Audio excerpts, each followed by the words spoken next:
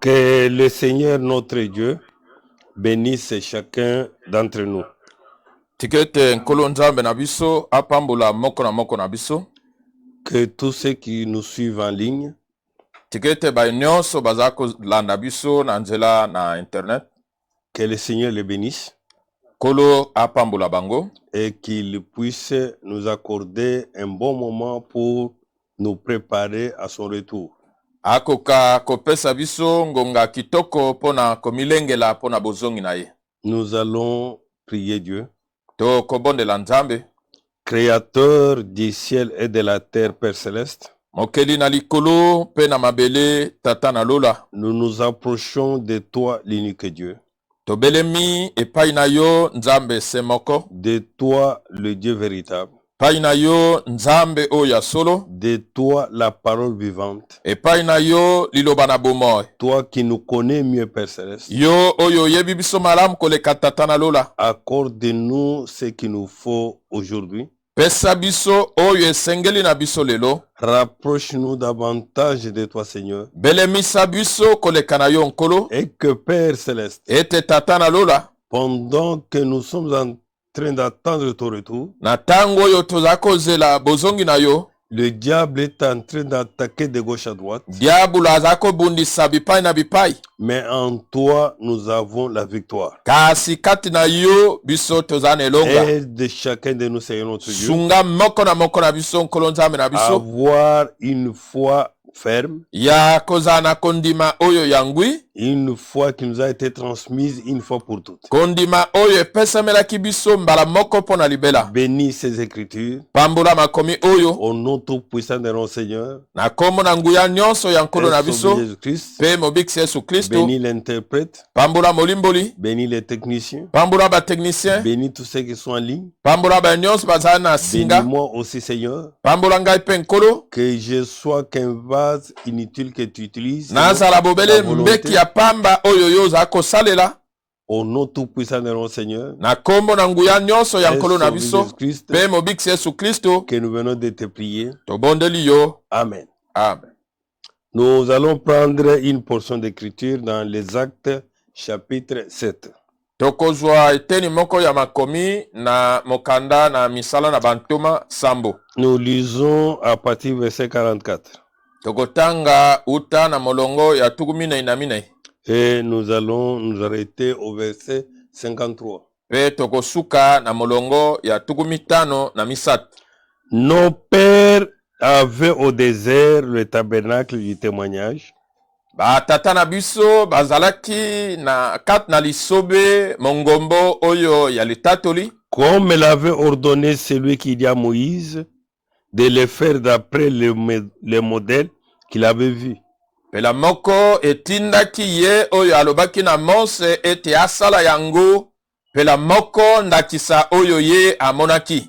Et nos pères l'ayant reçu, Pe batata na biso kozwaka yango. l'introduisirent sous la conduite de Josué Akotisaki yango na se na bokambami na Yoshua. dans les pays qui étaient possédés par les nations que Dieu chassa devant eux. Kati na mokili oyo efandamaki na bikolo oyo nzambe abenganaki liboso na bango. Et il y resta jusqu'au jour de David. Pe yango etikalaki kuna kino na mikolo na Dawidi. David trouva grâce devant Dieu Dawidi azwaki ngolu na miso na nzambe. et demanda d'élever une demeure pour le Dieu de Jacob. Pe asengaki ete akoka kotonga efandelo moko po na nzambe na Yakobo. Et ce fils Salomon qui lui bâtit une maison. Pe ezalaki Salomona nde atongolaki ndako. Mais le Très-Haut n'habite pas dans ce qui est fait de main d'homme. Kasi ye oyo aleki likolo akofanda kate kati na oyo esalemi na maboko na moto. Comme dit le prophète, Lokola elobi mosakoli le ete ciel est mon trône likolo ezali ngwende na ngai. et la terre mon marchepied. Pe mabele etielo na makolo na ngai. Quelle maison me bâtirez-vous, dit le Seigneur. Ndako nini bokotongela ngai elobi nkolo. Oh, quel sera le lieu de mon repos? To nini ekozala esika oyo ya bopemi na ngai. N'est-ce pas ma main qui a fait toutes ces choses. Ezali loboko na ngai te nde esali biloko nyonso oyo. Homme au cou raide, Bato oyo na kingo ebende. incirconcis de cœur et d'oreille. Bisute na motema mpe na matoi. Vous vous opposez toujours au Saint-Esprit. Bozali tango nyonso kotelemela molimo Ce santo. que vos pères ont été, Oyo batata na bino bazalaki, vous l'êtes aussi. bino pe bozali lolenge yango. Lesquels des prophètes vos pères n'ont-ils pas persécutés? Nani katikati ya basakoli oyo batata na bino banyokolaki te? Ils ont tué ceux qui annonçaient d'avance la venue du juste. Bomaki baye bazalaki kosakola liboso boyei na moyenge bene. Que vous avez livré maintenant Oyo bino bokabi sikoyo. et dont vous avez été les meurtriers. Pe oyo bino bozalaki babomi na Vous ye. qui avez reçu la loi d'après des commandements d'ange. Bino oyo boyambaki mobeko pela moko mitindo na banje. Et qui ne l'avaient point gardé. Kasi mpe bobatelaki yango te. Amen. Amen. Ici, mes bien-aimés frères et sœurs, Awa bandeko na ngai balingami basi mibali. nous avons l'homme de Dieu, son serviteur Étienne, Tozali na mosali na Nzambe mombo na ye Etienne. l'un des diacres qui était établi dans l'église, Moko na basungi oyo achamaki kat na eklesia. l'homme de foi est rempli du Saint-Esprit. Moto oyo na kondima mpe atondisamaki na molimo santo. Cet homme qui parlait avec les gens dans les synagogues, Bali oyo azaki koloba kosola na bato kat na mongombo. ayant la sagesse de Dieu, Kozalaka na bwania na Nzambe. les démontrant de quelle manière Christ était venu pour sauver son peuple. Kotalisaka bango lolenge kani Kristo ayaki pona kobikisa libota na ye. Et les gens étaient très furieux, Pe bato batombokaki. puisqu'ils ne voulaient pas entendre parler du nom du Seigneur Jésus-Christ. Po ete balingaki te koyoka koloba na ntina na kombo na nkolo Yesu Et Kristo. cet homme d'Étienne était entraîné devant les Saint-André. Pe mobali oyo Etienne ye amemamaki liboso na lisanga na Et banganga quand il Nzambe. était devant les Saint-André, Wana azalaki liboso na lisanga ya banganga Nzambe. il a ouvert la bouche, Afungolaki monoko. poussé par le Saint-Esprit. Kotindamaka na molimo santo. Et le Saint-Esprit parlait à travers lui. Pe molimo santo azalaki koloba na nzela na ye. Prenons toute l'histoire. Kozwaka masolo nyonso. Depuis l'appel d'Abraham, Wuta kobengama na Abrahama. quand il était encore à Mésopotamie. Wana ye azalaki na ino na Et Mesopotami. comment il s'était arrivé en Égypte. Pe lolenge kani bango bakomaki na Comment le Ejipito. Seigneur les a fait sortir de l'Égypte. Lolenge kani nkola abimisaki bango na Et Ejipito. comment ils étaient conduits dans la terre promise. Lolenge kani bamemamaki na mboka na Et elaka. comment David voulait construire la maison pour Dieu. Pe lolenge kani David alingaki kotongela Nzambe ndako. Et que c'était son fils Salomon qui l'a fait. Nzoka nde ezalaki Salomo na mwana na ye nde asalaki yango. Maintenant, il montre, Sikawa azalaki kotalisa. puisque tout le monde avait l'espoir sur le temple qui était à Jérusalem. Po ete bato nyonso bazalaki na elikya likolo na tempele ezalaki na Yerusalemu. Comme Salomon avait fait la prière, Lokola Salomo asalaki libondeli. que tout juif, Ete moyuda nyonso en quelque lieu qu'il y soit, na esika nini oyo ye akokozala. s'il tourne ses regards vers le temple Soki akobalola miso epai na qui tempelo était construit à Jérusalem, oyo etongamaki na Yerusalemu. et que Seigneur exauce-le Ete nkolo yanola ye du haut des cieux. longwa na likolo. Maintenant, Étienne, Sikawa Etienne, cet homme de foi, mobali oyo na kondima. l'homme rempli du Saint-Esprit, Moto oyo atondaki na molimo sous santo la conduite de Dieu, na se na bokamami na Nzambe. il va leur montrer au verset 48 Akotalisa bango na molongo ya tukumine na mwambe. que vous avez l'espoir sur le temple. Ete bino bozala na elikya liko na tempelo. Vous pensez réellement que Dieu est seulement dans le temple. Bokanisi ete solo Nzambe azalaka na Mais tempelo. le Très-Haut n'habite pas dans ce qui est fait de main d'homme. Kasi oyo aleki likolo akofandaka te kati na oyo esalemi na loboko na Que moto. comme dit le prophète, Lokola mosakoli alobi. et il leur parle, Pe alobeli bango. le ciel est mon trône. likolo ezali ngwende na Et ngai, la terre, mon marchepied. pe mabele etamboli na ngai. Quelle maison me bâtirez-vous, dit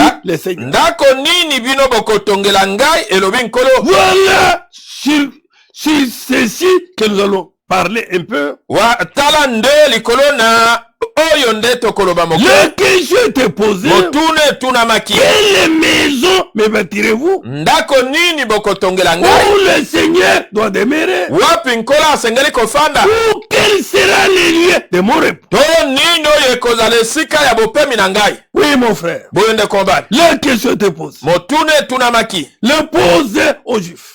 Atuni yango na bayuda. Et ces Juifs étaient très furieux. Bayuda oyo basilikaki penza. Quand ils entendaient tout cela, Tango bayoki nyonso wana, ils étaient furieux dans leur cœur. batombokaki na mitema na bango. Jusqu'au point qu'Étienne était lapide. Kino na esika ete Etienne abomamaki na Oui, babanga. mon frère. Boyo nde kobali. Oui, ma soeur. Boyo nde komasi. Quelle maison Ete ndako nini me bâtirez-vous? bokotongela ngai, Dit le Seigneur. elobi nkolo. Où To quel sera le lieu de mon repos? nini ekozala esika ya Je bopemi na ngai, vais me reposer où? ngai nakopema wapi. Oui, le Seigneur pose la question. Solo nkolo atuni motuna. Mes bien-aimés frères, mes bien-aimés sœurs, Balingami mibali basi, et nous allons essayer de répondre à cette question. tokomeka koyanola na motuna oyo. Je prends la version Parole de vie. Nazwi kobongola oyo ya liloba na bomoi. Nous allons tout d'abord dans Acte 17. Tokei nano na misala zomi na sambo. Voilà ce que la parole de Dieu déclare là-bas. Tala oyo liloba na nzambe elobi kuna. Et nous allons lentement pour répondre à cette question. Tokokenda malembe mpona koyanola na motuna wana. Pour savoir où le Seigneur trouve les repos. Mpona koyeba esika wapi nkolo azali kozwa bopemi. Dans les Actes 17. Na misala zomi na sambo. À partir du verset 22, il est écrit. Kobanda na molongo ya tukumi bana mibale Alors ekomami. Paul est debout devant le conseil de la ville.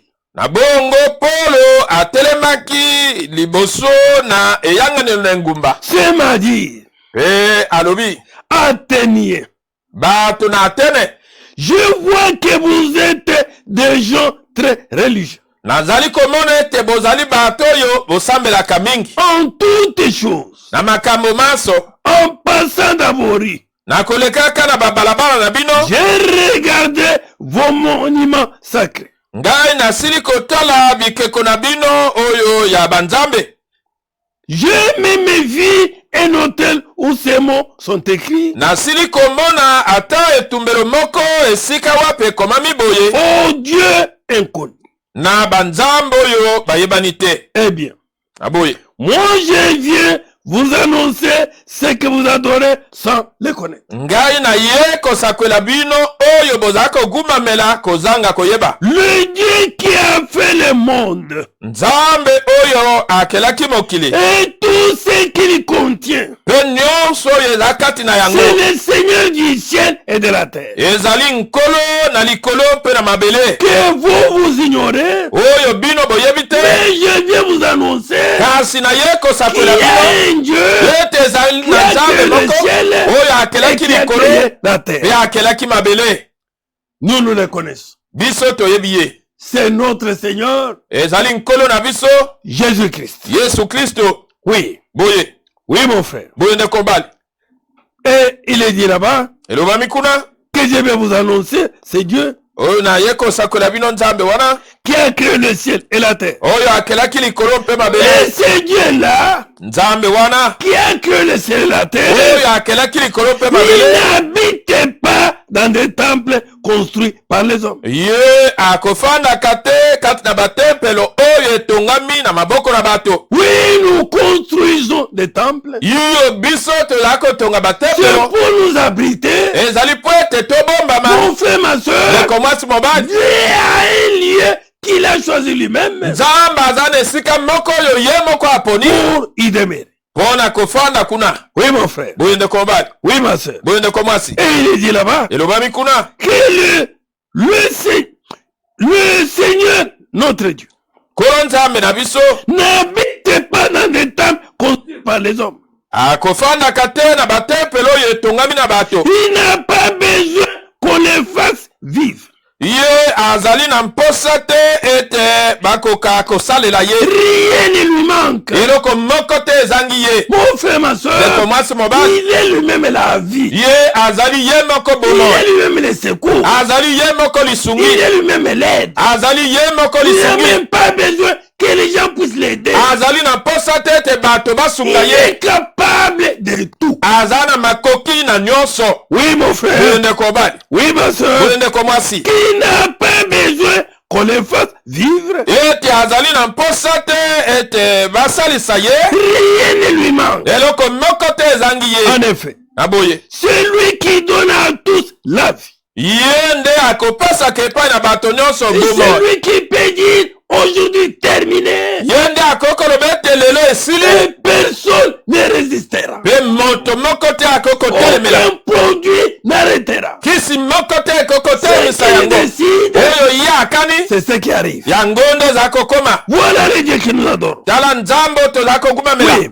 Boye, en effet, na boye, c'est lui qui donne à tous la vie. ye nde akopesaka na banso bomoi. Même aux bêtes, Ata na banyama, même aux oiseaux, ata na bandeke, même aux poissons, ata na bambisi, même aux reptiles. ata na oyo Mon frère, ma bakotambolaka na soeur, bomu. Ndeko mwasi c'est lui mobali, qui donne la vie, ye nde akopesaka bomoi. le souffle et tout le reste. Pema mpe nyonso oyo etikali. À partir d'un seul homme, à partir d'un seul homme, Wuta na moto moko, il a créé tous les peuples pour qu'ils habitent sur toute la terre. ye akelaki bato nyonso po ete bakoka kofanda na mabele mobimba. Qu'il soit noir, Bazala bato mwindo, qu'il soit blanc, bazala mindele, qu'il soit albinos, bazala qu'il balbinos, soit n'importe qui. bazala soki banani. Mon frère, ma Ndeko soeur, mwasi mobali, c'est Dieu qui l'a créé nzambe nde akelaki bango afin qu'il habite sur la po terre. ete bafanda na mabele. Il a tracé les limites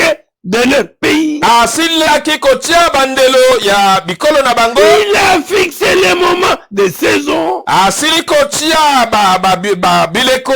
Et Dieu a fait cela pour que les gens le cherchent. We nzambe asali yango po ete bato baluka ye. Même s'ils ont des difficultés pour le chercher, Ata soki baza na kokoso mpo na koluka ye, ils vont peut-être le trouver. tango mosusu bakozwa ye. En réalité, Na solo, il n'est pas loin de chacun de nous. azali mosika te na moko na Si biso. tu les cherches, mon frère, Soki oluki ye ndeko toi qui mobali, ne l'as pas encore reçu, yo oyo oyambi ye si nano tu te. les cherches de tout ton cœur, Soki oluki ye na il motema na n'est yo pas loin mobimba, de toi, aza mosika il na est yo tout près de te, toi, aza pene na yo, et tu les trouveras. mpe okozwa ye.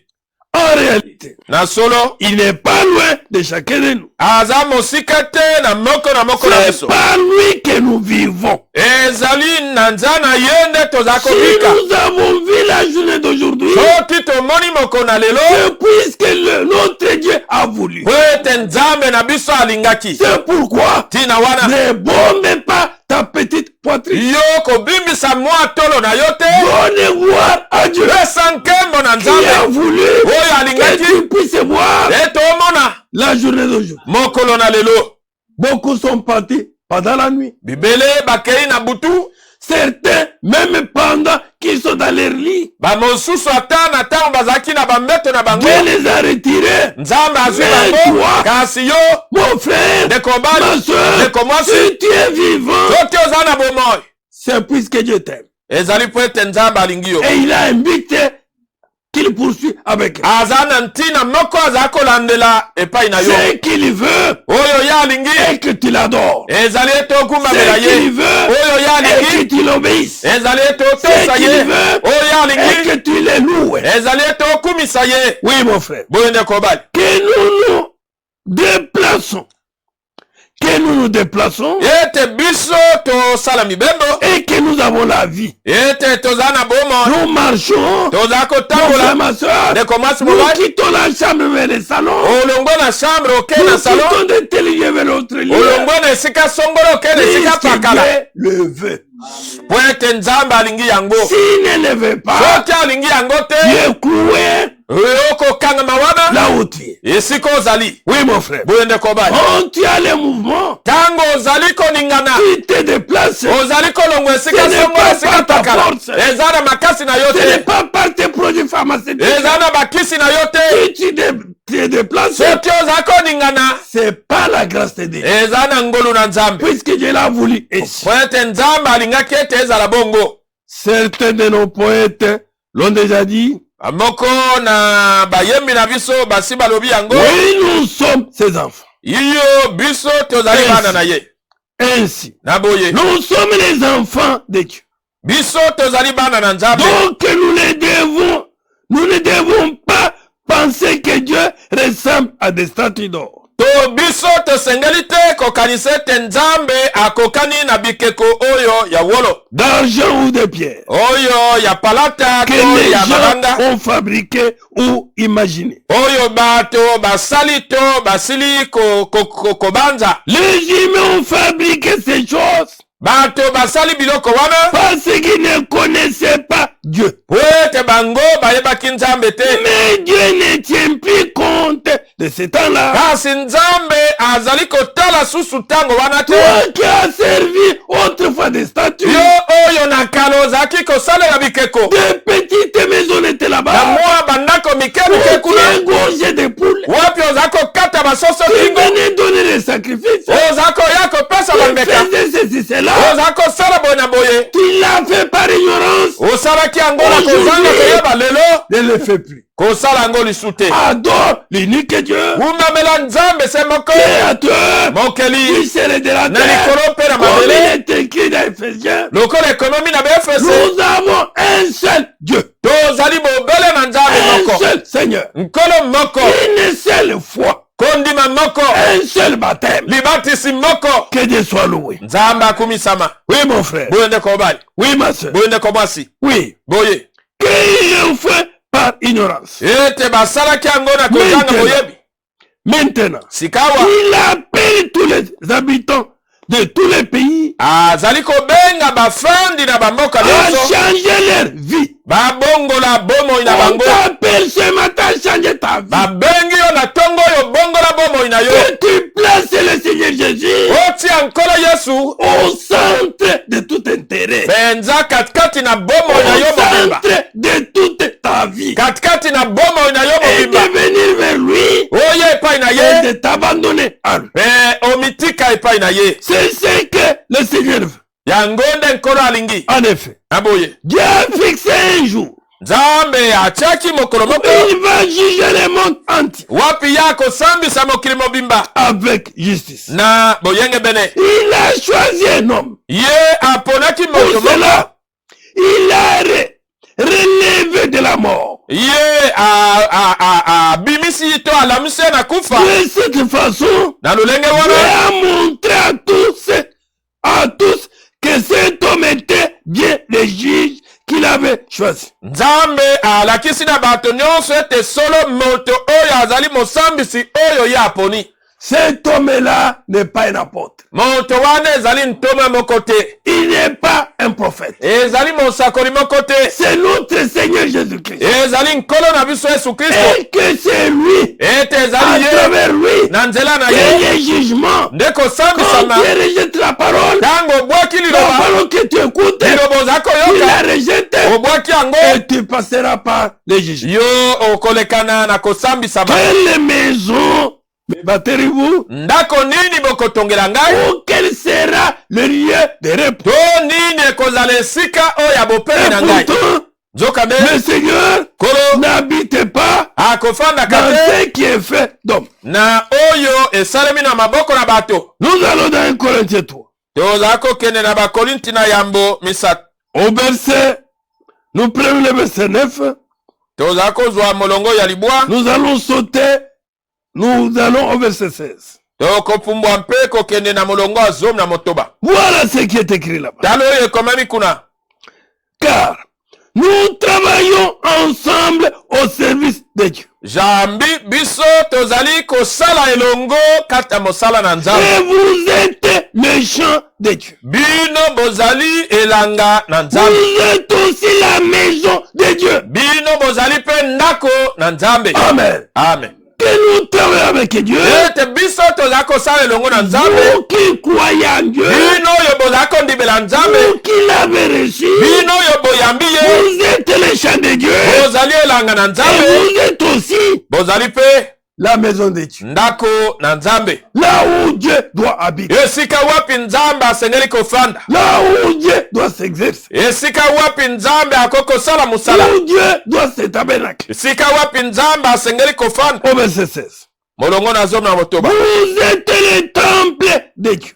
Bino bozali tempelo na nzambe. Amen. Amen. Que vous êtes le temple de Dieu. Ete bino bozali tempelo na nzambe. Vous qui croyez à l'œuvre de la croix. Bino oyo bozali kondima mosalo Et de qui kulusu. mettez votre espoir en Dieu. Pe bozali kotia litia na bino kati na nzambe. Qui est le Seigneur Jésus-Christ. Oyo ezali nkolo Yesu Kristo. Que vous êtes le temple de Dieu. Ete bozali tempelo na nzambe. Et l'Esprit de Dieu Molimo na nzambe habite en vous. azali kofanda kati na bino. Amen. Amen. Toi, mon frère, ma soeur, Yo ndeko mwasi mobali. qui n'est pas encore le temple de Dieu, Oyo ozali na tempelo na nzambe qui te. n'a pas encore reçu le Saint-Esprit. Oyo yambi nani molimo La santo te. Bible dit, Biblia elobi méchant que vous êtes, bato mabe bozali. si vous savez donner de bonnes choses à vos enfants, Soki boyebi kopesa biloko malamu comment epada bana votre bino. Dieu Boni nzambe ne na bino donnera-t-il pas le Saint-Esprit akopesa te molimo santo à ceux qui le demandent? epai na oyo aza kosenga Là, nous ye. sommes dans Luc. Wana toza na Luka. Oui, mon frère, ma soeur. Boye ndeko mwasi Dans mobali. Luc 11. Luka zomi na moko. Maintenant, nous allons dans les actes 5. Soki tokei na Au misala 32, mitano il est écrit, kuna ekomami mais Dieu donne le Saint-Esprit nzambe akopesaka molimo à santo ceux qui lui obéissent. epai na baye baza kotosa ye. Obéir à la parole. Kotosa liloba. Ou à la parole. Kondima liloba. Mets-la en pratique. Kotia yango na misala. Et tu deviendras Yo kokoma le temple de Dieu tempelo na nzambe en esprit. na molimo. Vous ne savez donc pas cela, Na bongo bino boyebi yango te. que vous êtes le temple de Dieu.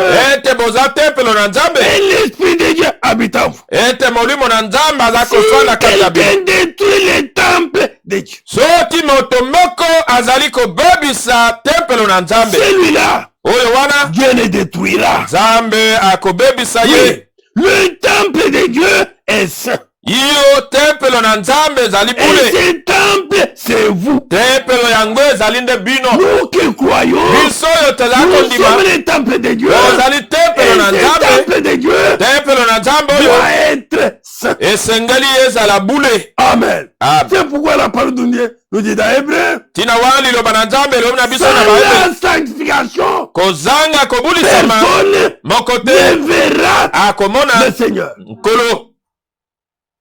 Oui, mon frère. Boye ndeko bali.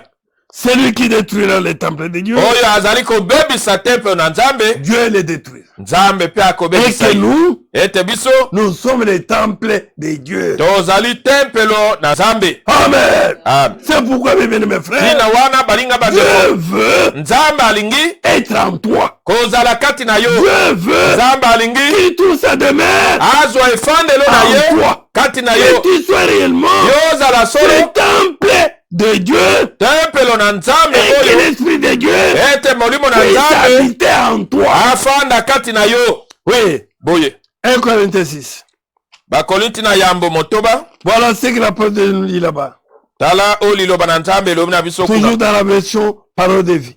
Kaka na kobongola oyo ya liloba la bomoi. Nous prenons le verset 13. Molongo ya zomi na misato. Vous dites aussi, Bino bozali pe koloba lisusu. la nourriture est pour le ventre. Bilei ezali po na libumo. Et le ventre est pour la nourriture. Pe libumo ezali po na bilei. Oui. Boye. Mais Dieu détruira la nourriture Kasi nzambe akobebisa tokoboma bilei et le ventre. pe libumo. Oui, mon frère. Boye ndeko ba. Oui, ma soeur. Boye ndeko Si mwasi. Dieu t'appelle aujourd'hui, Soki nzambe abengi yo lelo. les asticots Ba michopi. trouveront leur chair. Yango ekozwa mosuni ya kolia. Tu vas pourrir, Okopola. Les asticots Michopi mangera la chair. bakolia mosuni. Mais suivez la suite. Bolanda oyelandi. Et il est dit là-bas.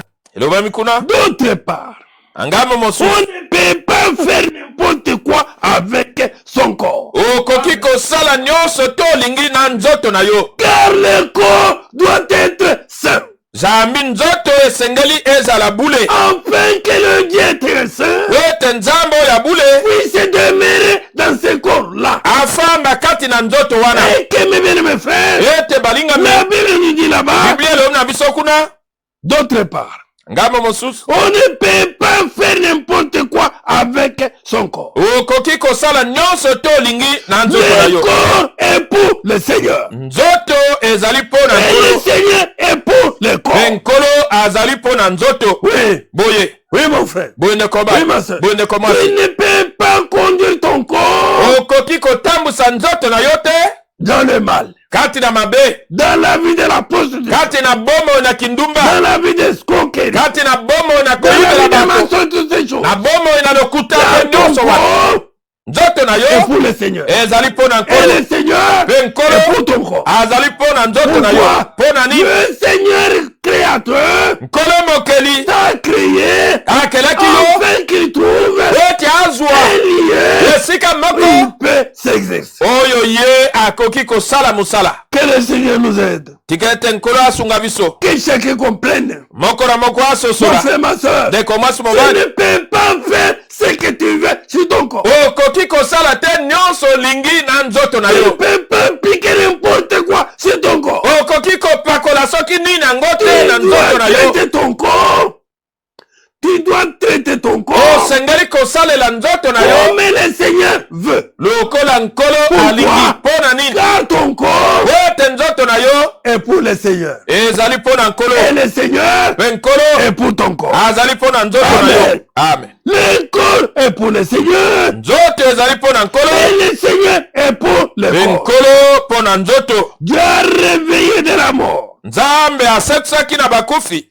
Le Seigneur Nkolo et nous aussi, biso pe il nous réveillera de la mort akosokisa biso na kufa par sa puissance. na nzela na nguya na ye. Amen. Amen. Oui. Boye. Verset 15.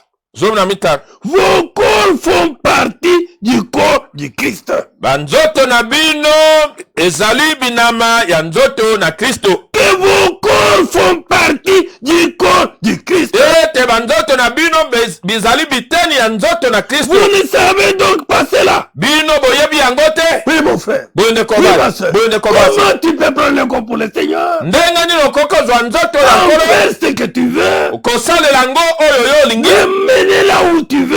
Komema esika olingi. Me déformer comme tu veux. Kobebisa yango ndenge olingi. Agir comme tu veux. Kosala ndenge olingi. Non, mon frère. Zende kobala. Non, ma soeur. Zende komwasi. Revenons à la parole. Tozonga na Mon liloba. frère, ma soeur. Ndeko mwasi mobali. Je regarde qu'au cœur. Nzambe atalaka kaka Il ne motema. regarde pas au corps. Atalaka nzoto te. C'est faux. Lokuta. La Bible nous dit. Biblia elobi na Le biso. corps est Nzoto pour le Seigneur. ezali mpo na nkolo. Je regarde aussi au corps. Nzambe atalaka mpe Dans nzoto. notre corps, Mpo ete nzoto na ne nous biso appartient pas. eza ya biso te. Notre corps Nzoto na biso est pour le Seigneur. ezali mpo na nkolo. Oui. Boye. Vos corps font partie du corps du Christ. Banzoto na bino ezali biteni na nzoto na Vous Kristo. ne savez donc pas cela. Na bongo boyebi yango te. Eh bien, est-ce que je vais prendre une partie du corps du Christ Solo ngai nakoki kozwa eteni moko ya nzoto na Kristo pour en faire une partie du corps d'une prostituée? mpona kokomisa yango biteni na nzoto ya mwasi na ndumba Non. te. On ne peut pas s'attacher à une prostituée. Koki kokangama na mwasi na ndumba te. Est-ce que le corps est pour le Seigneur? Ete nzoto ezali mpo na Et nkolo. le Seigneur est très saint. Mpe nkolo kozalaka bule Nous koleka. devons maintenir notre corps Tosengeli kobomba nzoto na biso dans la sainteté. kati na bosantu. Amen. Amen. C'est ça la volonté parfaite de Dieu. Yango nde mokano ebongi be ya Nzambe. Oui, Boye. je reprends là-bas. Naza kozongela kuna. Est-ce que je vais prendre une partie du corps du Christ Solo nakoki kozwa eteni moko ya nzoto na Kristo pour en faire une partie du corps d'une prostituée? mpona kokomisa yango eteni na nzoto ya mwasi na ndumba? Sûrement pas. Ata moke te. Amen. Amen. Sûrement pas. Ata mokete. C'est lui qui signe à une prostituée. Oyo asangani na mwasi na ndumba. Dieu avec elle un seul corps. Akomi na ye nzoto moko. Vous ne savez donc pas cela. Bino boyebi yango te. En effet, Naboye. les livres saints disent, Mikanda esante lobi. les deux deviendront comme une seule personne. Bango mibale bakokoma lokola moto Et moko. c'est lui qui signe au Seigneur. Kasi oyo aza kokangama na Dans nkolo. son cœur, Na motema na ye. devient comme une seule personne avec lui. Akomi lokola moto moko elongo na ye. Suivez là-bas. Bolanda kuna. Verset 18. Molongo azomi na mwamba. Évitez à tout prix. Boboya na makambo maso. Évitez à tout prix. Boboya na lolenge nyonso. À n'importe quel pays. Ezala na lolenge nini. Évitez Boya. de quoi? Nini. De faire n'importe quoi avec votre corps. Ya kosola soki nini na nzoto na bino. Garde votre corps. Ote nzoto na Et bino. pour le Seigneur. Ezali mpo na Et le nkolo. Seigneur. Nkolo. Et pour votre corps. Azali mpo na nzoto na bino. Et à tout prix. Na lolenge nyonso. Évitez. Boya. Évitez Boya. de faire de votre corps Ya kosalela nzoto na yo. ce que vous voulez. Oyo yo olingi. N'importe quoi. Nyonso olingi. Mon frère, ma soeur. Ndeko mobali mwasi. Ezali yangai moko. C'est mon propre corps. Non, mon frère. Te ndeko mobali. Ton corps. Nzoto na Et pour yo. le Seigneur. Ezali mpo na nkolo. Et le Seigneur. Et nkolo. Et pour ton corps. Azali mpo na Et le nzoto na yo. Seigneur Nkolo. veut demeurer en toi. Alingi kofanda kati na yo. Oui, mon frère. Boye ndeko Oui, mobali. ma soeur. Boye ndeko mwasi. Dieu en moi. Nzambe kati na Dieu ngai. en toi. Nzambe kati na Dieu yo. dans tel. Nzambe kati na Car nous songolo. retrouvons Tango Dieu tosangani. parmi nous. Nzambe azala kati kati na biso. Amen. Amen. Chacun de nous. Moko na moko na Quand nous biso. allons au tabernacle. Tango tozala kokende na mongongo. Moko na moko na biso. Amener Asengeli le amema. Seigneur Nkolo. en lui. Kati na ye. Oui, mon frère, Boye ndeko mobali. ça fait mal. Eza kosala pasi. Mais permettez qu'on relise. Kasi bopesa nzela totanga lisusu. Évitez à tout prix Boya na lolenge nyonso. de faire n'importe quoi avec votre corps. Ya kosala makambo nyonso olingi na nzoto na yo. Oui. Boye. On sait que le corps a ses désirs. Toyebi ete nzoto eza na baposa na ngo. Le corps a ses propres besoins. Nzoto ezali na bobosenga na Mais ngo ne moko. faisons pas n'importe quoi. Kasi tosala nyonso te Car tolingi. le corps ne nous appartient pas. Ete nzoto eza ya biso Le te. corps, c'est le temple du Saint-Esprit. Nzoto ezali tempelo ya molimo santu. Il habite en nous. Oyo aza kofanda kati na biso. Résistons à tous ces désirs. Totelemela bamposa na ngo Mes nyonso. frères, Balinga mimibali basi. faisons ce que le Seigneur veut. Tosala oyo nkolo alingi. Tous les autres péchés que les gens peuvent commettre sont à l'extérieur. du Masumo corps. nyonso oyo bato bakokosala mazali libanda na nzoto. Mais si quelqu'un fait n'importe quoi avec son corps, Kasi soki moto asali soki nini elongo na nzoto na ye.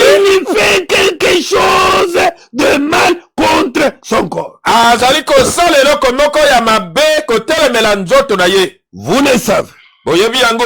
votre corps Nzoto na bino est le temple de l'Esprit Saint. ezali tempelo ya molimo mosantu. Oui, mon frère. Boye ndeko mobali. Oui, ma Boye soeur. ndeko mwasi. Quelle maison me bâtirez-vous? Ndako nini bokotongela ngai? Pas une maison construite de mes hommes. Ndako te oyo etongami na maboko na bato. Ton corps a été construit par le Seigneur lui-même. Nzoto na yo esalemi na nkolo ye moko. Comme nous l'avons parlé dans les serments passés. Lokola tolobaki kata liteyi eleki. Que tu m'as tissé dans les ventres de ma mère. Ete otongaki ngai na libumu ya mama na Dans ngai. les milieux obscurs, Dieu t'a tissé. Na esika ya molili nzambe abongisaki yo. Lui-même a construit ton corps. Ye moko asali nzoto na Afin yo. que ton corps Na nzoto na yo soit le temple du Saint-Esprit. zala tempelo ya molimo C'est santu. pourquoi, Tina wana mon frère, ma ndeko soeur, mwasi mobali, examine ton corps.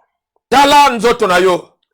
Ne satisfais pas les désirs de ton corps. Kosepelisaka bamposa ya nzoto na yo te. Fais ce que la parole de Dieu recommande. Sala o liloba na nzambe eza kotinda. Et que ton corps Ete nzoto na yo maintienne-le yo bomba dans la yango sainteté. kati na C'est bosantu. pourquoi Tina wana toute pratique contraire à la Bible. lolenge nyonso ya kosala etelemeli Mon bibilia. frère, ma soeur, ndeko mwasi mobali si ton corps pratique ça, soki nzoto na yo à ezakosalela partir de yango maintenant, kobanda ne sikoyo le fais plus. kosala yango lisusu te Oui, boye car ton corps oyo ete nzoto na est yo pour le Seigneur ezali mpo na et nkolo le Seigneur nkolo est pour ton corps. azali mpo na nzoto na yo Oui, mon frère. boye ndeko mobali Oui, ma soeur. boye ndeko mwasi Oui, boye il est dit là-bas, elobami kuna au verset 10, molongo na zomi vous le savez, oyebi yango votre corps est le temple de l'Esprit. nzoto na bino ezali tempelo ya molimo santo Cet esprit est en vous.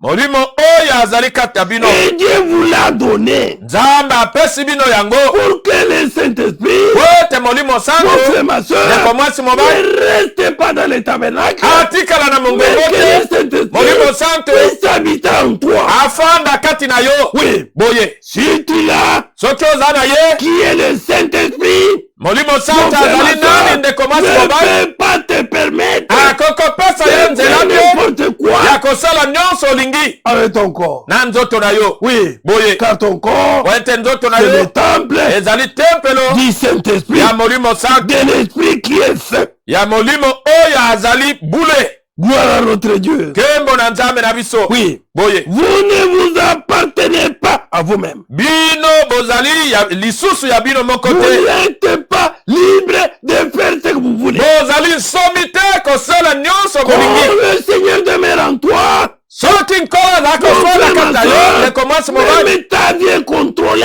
ata bomoi na yo esenzelami par le Seigneur. na nkolo Tu ne marcheras pas comme tu veux. okotambola te ndenge Tu olingi n'iras plus là où tu veux.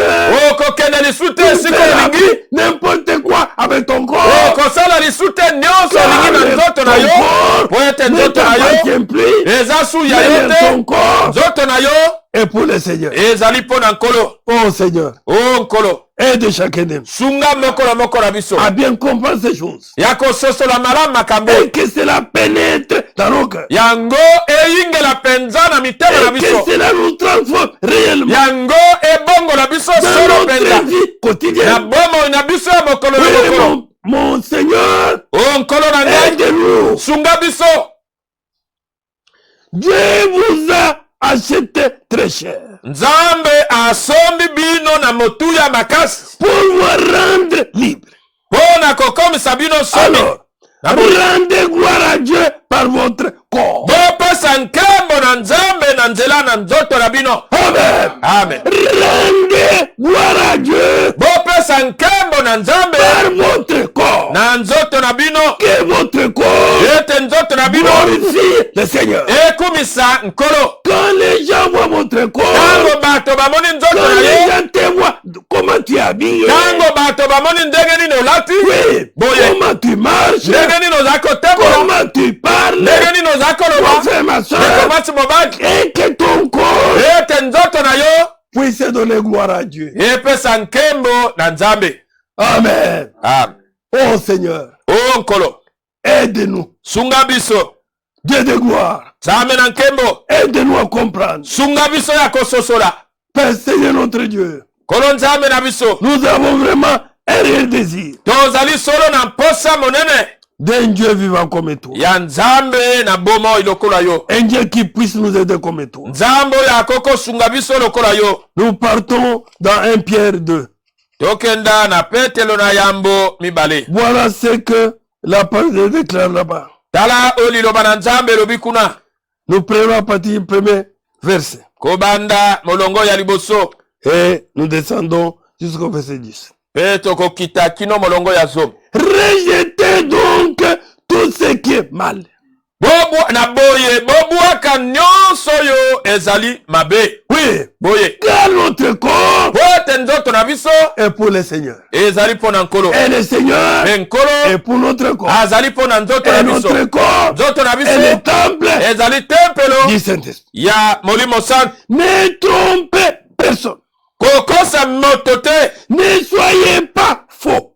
kozala moto ya lokuta te Ne soyez pas jaloux. kozala moto ya likunya te Ne dites pas du mal des autres. kolobaka mabe ya bato mosusu te Comme des bébés qui viennent de naître. lokola bana oyo bawuti kobotama Désirez le lait de la parole de Dieu. bozalaka na mposa na miliki oyo ya liloba na Qui nzambe désire le lait de la parole de Dieu. bozalaka na mposa ya miliki ya liloba na Qui nzambe doit vous faire croître.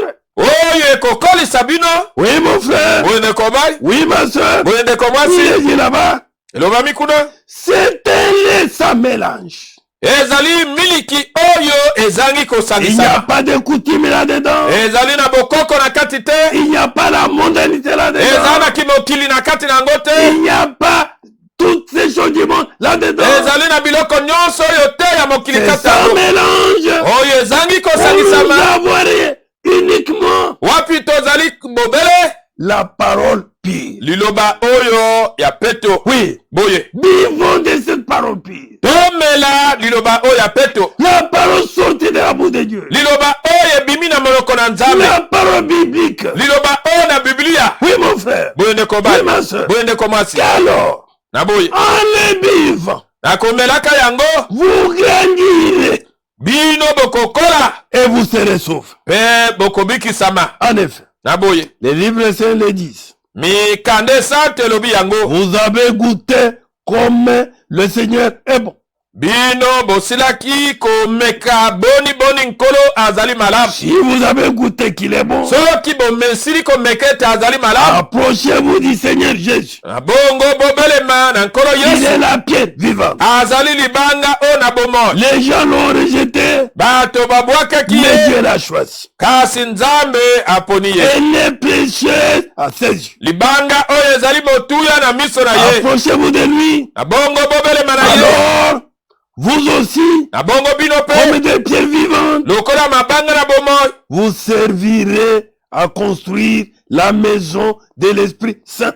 bino bokosunga na kotongama na ndako oyo ya molimo mosantu Et cette maison de l'Esprit Saint, ndako oyo ya molimo santu c'est vous. ezali nde bino Oui, mon frère. boye ndeko bali C'est là que Dieu wana nde nzambe veut habiter. C'est akofanda là que Dieu wana nde veut se manifester. nzambe C'est akomimonisa pourquoi, mon bien-aimé tina frère, wana molingami mwasi mobali la maison de Dieu n'est pas souillée. ndako na nzambe yango ezali mbindo C'est te pourquoi notre corps doit être de toute souillure. tina wana nzoto na biso esengeli kozala mosika ya mbindo Car nyonso c'est la maison où Dieu veut demeurer. po ete ezali ndako oyo nzambe alingi kofanda Que Dieu nous vienne en aide. nzambe aya kosunga biso Oui. boye Qu'alors, aboye quand vous allez boire ce lait sans mélange, wana ekomela bino miliki oyo ezangi kosangisama vous écoutez la véritable parole de Dieu. bino bokomeka liloba oyo ya solo ya Pas la nzambe parole mélangée avec des credos.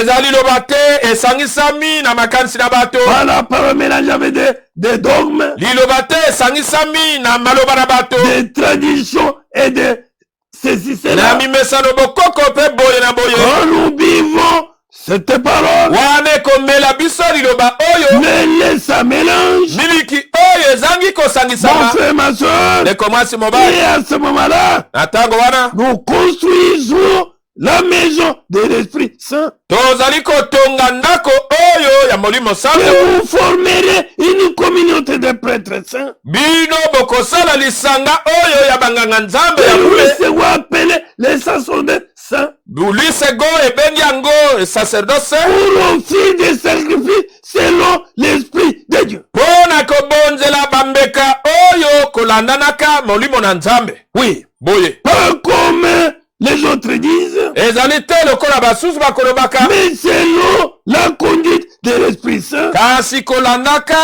kokambama ya molimo santu Et Dieu les acceptera à cause de Jésus-Christ. nzambe akondima yango na ntina na yesu kristo En effet, na boye les livres saints disent de la part de Dieu. mikanda esante ezali koloba na ntina liloba na nzambe Regardez, botala j'ai choisi une pierre précieuse. ngai nasili kopona libanga moko na Et motuya je la pose dans la ville de Sion. ngai natie yango na engumba na sion Comme pierre principale. lokola libanga oyo asonge Celui qui s'appuie sur elle oyo akoyekama na yango ne sera pas déçu. ye akoyokisama soni te Pour vous qui croyez, mpo na bino bozala kondima nous qui croyons, biso oyo tondimi qui croyons en Jésus-Christ, oyo tondimeli yesu kristo qui croyons à l'œuvre accomplie à Golgotha. tondimeli mosala oyo esalemaki na Golgotha. Nous qui croyons que le Seigneur vient bientôt. Biso tondimi ete nkolo aza kozonga Nous qui nokinoki. croyons que la parole de Dieu est sainte. Biso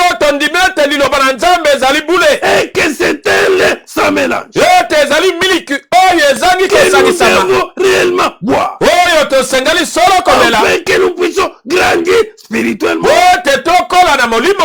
Oui, mon frère. Bonde Et kobali. que nous soyons réellement Ete biso tozala des solo.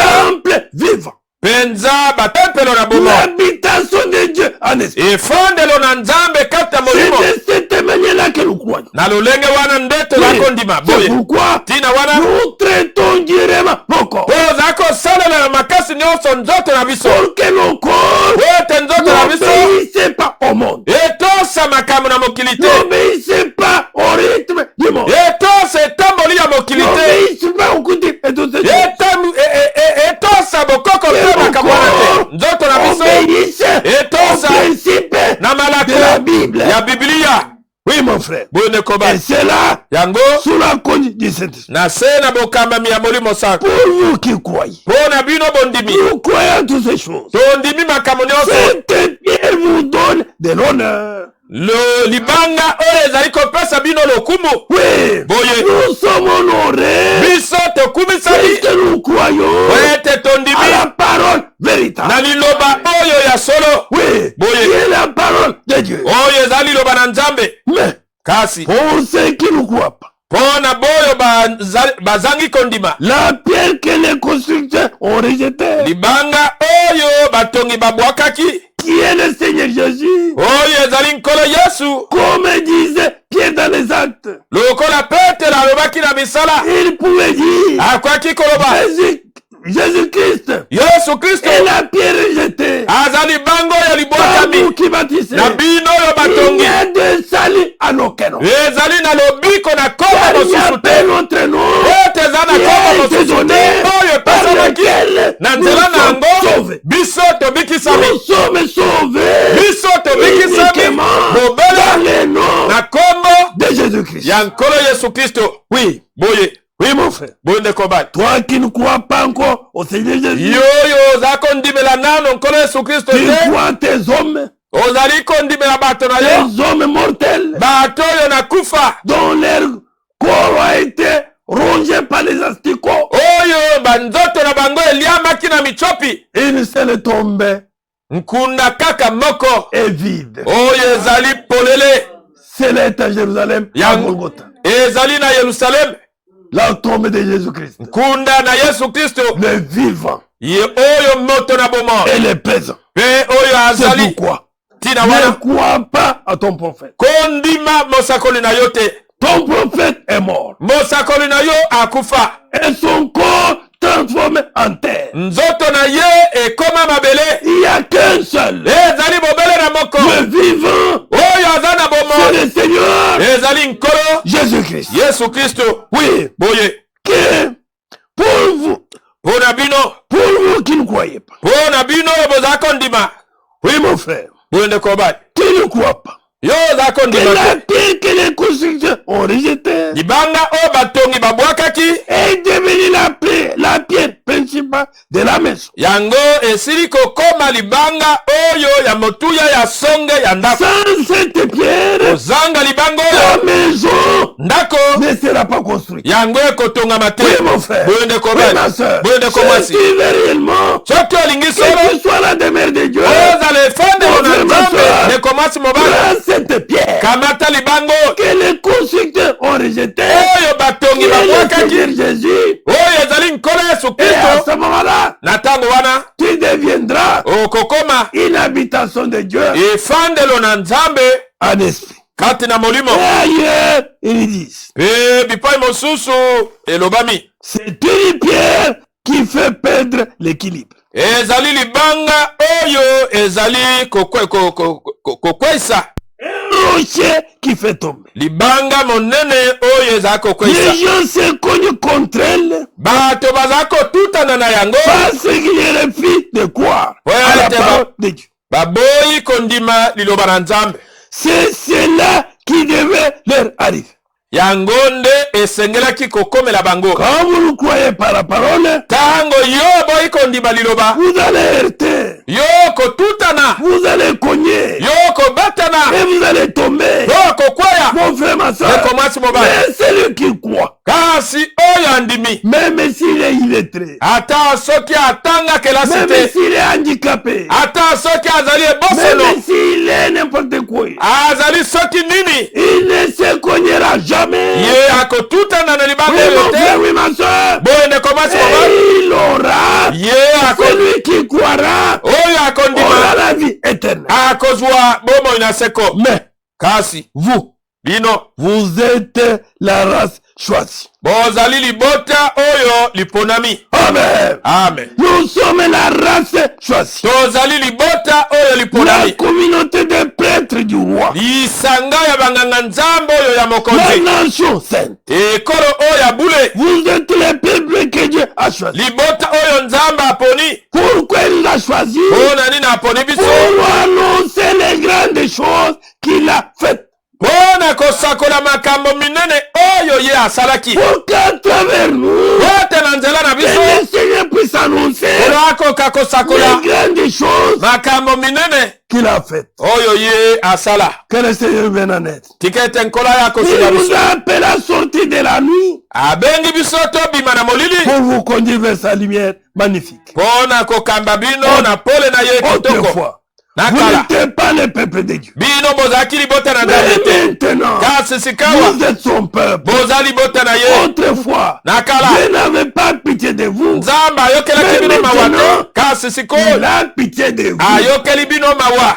Amen. Amen. Que Dieu soit loué. Nzambe akumisama. Que Dieu soit glorifié. Nzambe asanzolama. Oui, mon frère. Boyo ndeko bali. Nous tendons vers la fin. Tozalaki kokende na suka. Mais nous prenons encore une écriture d'Éphésiens 2. Tozalaki kozwa likomi moko na baefese ya mibale.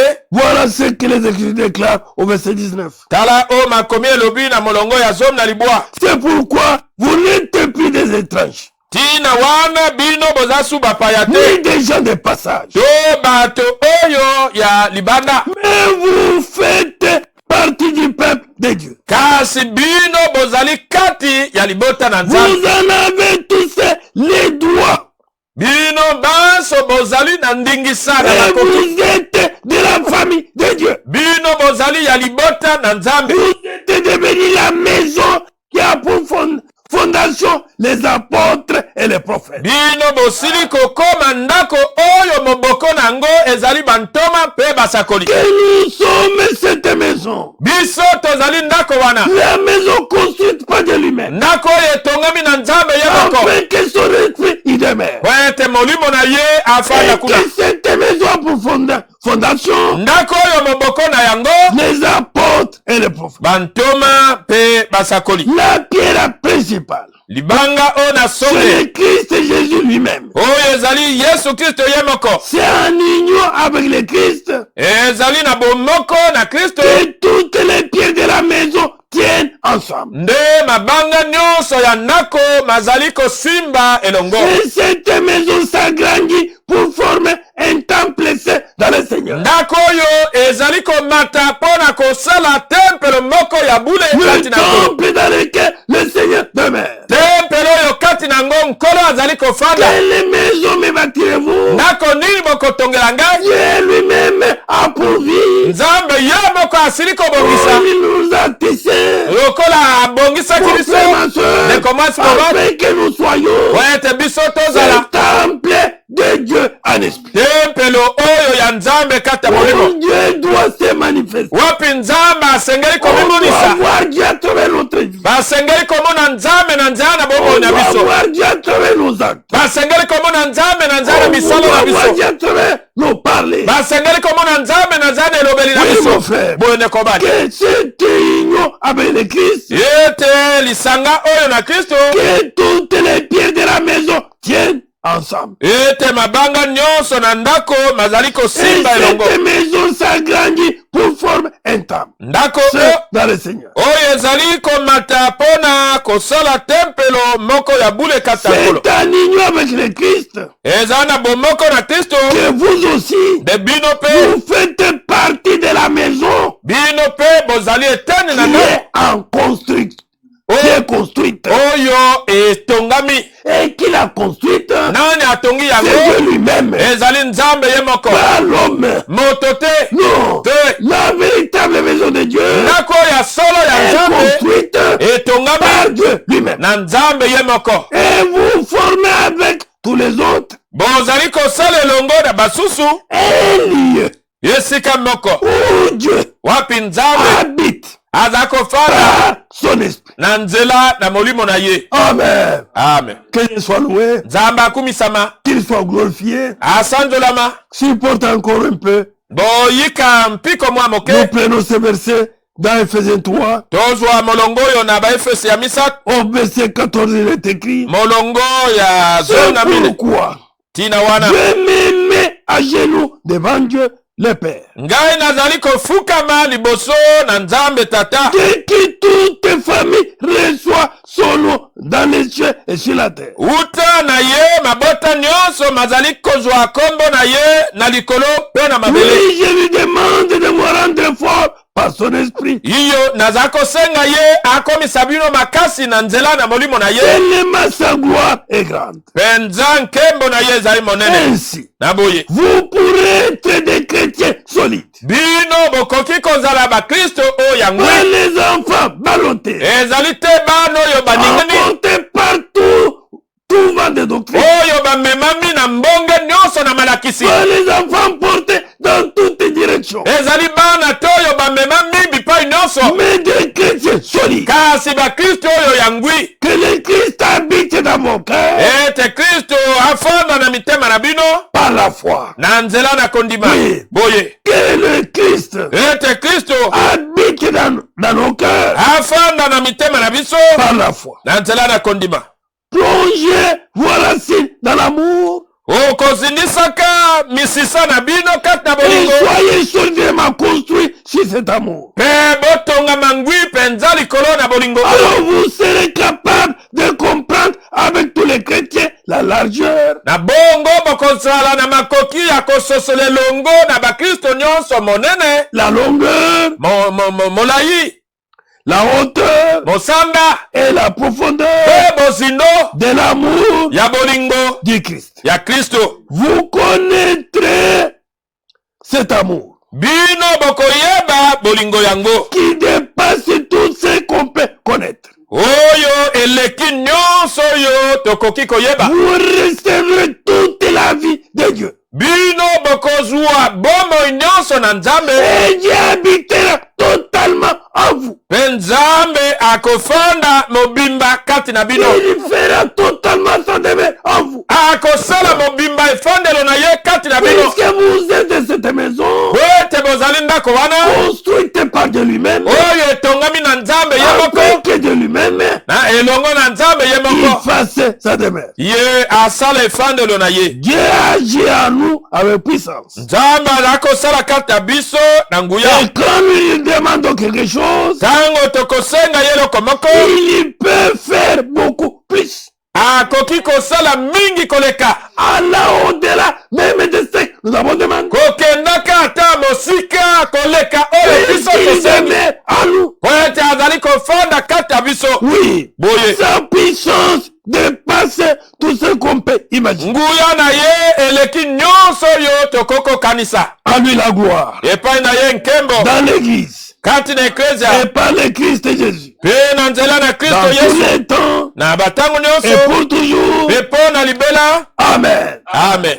Oui, mon frère. Boyende ko Oui, ba. ma soeur. Boyende ko On mwasi. peut me s'arrêter. Tokoki Il y a kosuka wana. d'autres versets qu'on pouvait lire dans Colossiens. Ezana milongo mosu tokoki kotanga na bakolose. Arrêtons-nous là-bas. Tosuka wana. Oui, mon frère. Boyende ko ba. Oui, ma soeur. Boyende ko mwasi. Le Seigneur soit loué. Kolo akumisama. Oui, mon frère. Boyende ko ba. Oui, ma soeur. Boyende ko mwasi. Dieu veut Nzambe alingi. que ton corps, Ete nzoto na yo. qui est son temple, Oyo eza tempelo na ye. soit gardé Ebatelama. dans la sainteté. Kati na bosanto. Oui, mon frère. Boyende ko ba. Quand ton corps est saint, Tango nzoto na ye eza Dieu bule. est saint, Nzambe ya bule. va y faire Akosala. sa demeure. Efandelo na ye. Permettez-moi, mes bien-aimés, Bopesa nzela balingami. que je lise ces derniers versets. Natanga molongo ya suka. qui ronge mon cœur. oyo penza zako punza na motema na ngai. Oui, je vais laisser d'autres. Tokokotika mosusu. Mais celui-ci, on va le lire. Kasi oyo tokotanga ngo. Oui, mon frère. Boyo ndeko bani. Nous sommes dans Colossiens. Tozana ba Kolose. Alors, la parole de Dieu dit ceci. Liloba na Nzambe lo na biso boyo. Verset 24.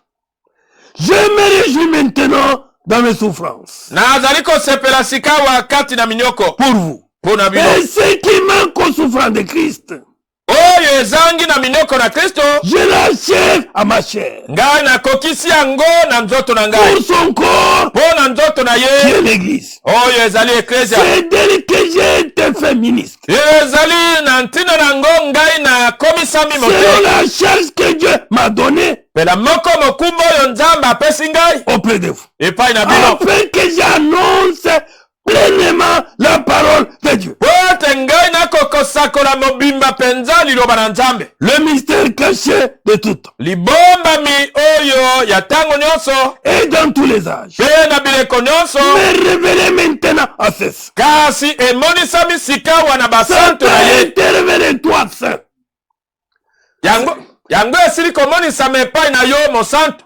Ça m'a été révélé moi saint. Esili komonisamela ngai mosantu. Oui mon frère. Boye ndeko ba. Oui ma soeur. Boye ndeko mwasi. Suivez là-bas. Landa Dieu kuna. a voulu les faire connaître la glorieuse richesse Nzambe alingaki komonisa bango nkembo ya bozwi na ye. de ce mystère parmi les païens. Ya libombami oyo katikati ya bapagano. Savoir. Koyeba. Christ en vous, Kristo kati na bino. l'espérance de la gloire. Elikia na nkembo. Amen. Amen. Christ en vous, Kristo kati na bino. il fait la demeure en vous. Asali efandelo Il kati na habite yo. en vous. Afandi kati na C'est yo. l'espérance Yango nde elikia de la gloire. ya nkembo. C'est lui que nous annonçons. Ye nde biso tozala kosakola. Exhorte à tout homme. Kolendisaka moto nyonso. Instruise à tout homme. Kolakisaka moto En nyonso. toute Na sagesse. bwanya nyonso. Afin de présenter à Dieu Pona kotalisa epai na Nzambe. tout homme est devenu parfait en Christ. Moto nyonso oyo asili kokoma ya kobonga be kati na Kristo. Qui devient juste en Christ. Ye akoka kokola kati ya Un Kristo. chrétien solide en Christ. Mokristo oyo ngwi kati na Kristo. C'est à quoi je travaille. Yango epai na ezali na ntina na ngonde ngai nazala En kosala. combattant avec sa force. Na kobundaka na makasi na Il ye. agit puissamment en moi. Oyo ezali kosala na nguya C'est nyonso en kati. cela que nous travaillons. Na yango nde biso Puisque tozala Dieu nous kosala. a donné le ministère. Wote Nzambe apesi biso lotoma.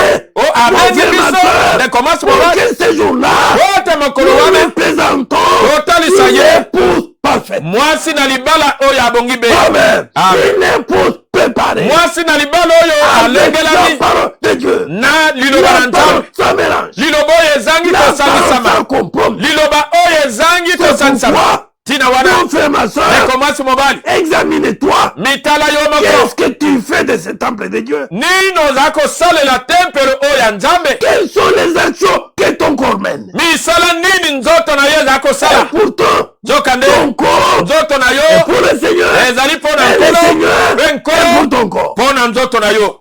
Que Dieu nous aide. Nzambe asunga biso. Que Dieu interpelle chacun. Nzambe abenda bokebi ya moko na Que moko. chacun s'examine réellement. Moko na moko amitala solo penza. Pour voir Mpo na kotala réellement. solo. Suis-je déjà le temple de Dieu? Nasi nakomi tempelo na Nzambe. Est-ce que l'Esprit de Dieu demeure en moi? Molimo na Nzambe azali kofanda kati na ngai. Ce que j'ai fait est conforme à la parole. Oyo nazali kosala ekokani na Est-ce liloba na que mon Nzambe. habillement est conforme à la parole? Molato na ngai ekokani na liloba na Mon Nzambe. parler est conforme à la parole. Elobeli na ngai ekokani na liloba na La vie Nzambe. que mon corps mène. Bomoi oyo nzoto na ngai eza Les komika. liens que mon corps fréquente. Bisika oyo nzoto na ngai ekokendaka. Est-ce que c'est un lien saint qui peut satisfaire à Dieu? Ezali esika oyo ya bule oyo ekokosepelisa Nzambe. Oui. Boye. Les gens avec qui je marche. Bato oyo nakotambolaka Qui na bango sont les elongo. amis intimes. Oyo baza baninga na ngai ya motema Mon frère, ma soeur, ndeko mwasi mobali voyez toutes ces choses tala makambo nyonso wana que je nous aide. nzambe asunga biso Ça fait très mal. eza kosala pasi Oui, mon frère. boye ndeko mobali Ça fait très mal. eza kosala pasi Mon frère, ndeko mobali ma soeur, ndeko mwasi ne prenons pas Dieu tozwa nzambe te comme s'il restait seulement dans le tabernacle. lokola atikali kaka na Vous mongongo arrivez dans le tabernacle, Oh, vous comme- faites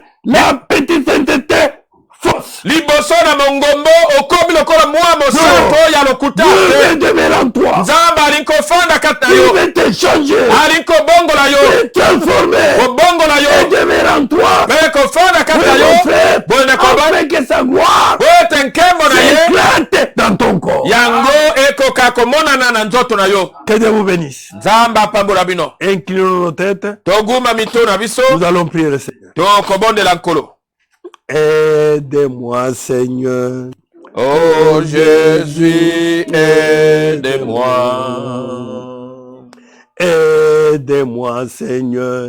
oh Jésus aide-moi Jésus, aide-moi. chaque jour chaque nuit par la force du Saint-Esprit aide-moi oh Jésus aide-moi Jésus, aide-moi. chaque jour chaque nuit par la force du Saint-Esprit aide-moi oh Jésus aide-moi Seigneur, créateur du ciel et de la terre, kolo mokeli na likolo mpe na mabele aide-moi, Père.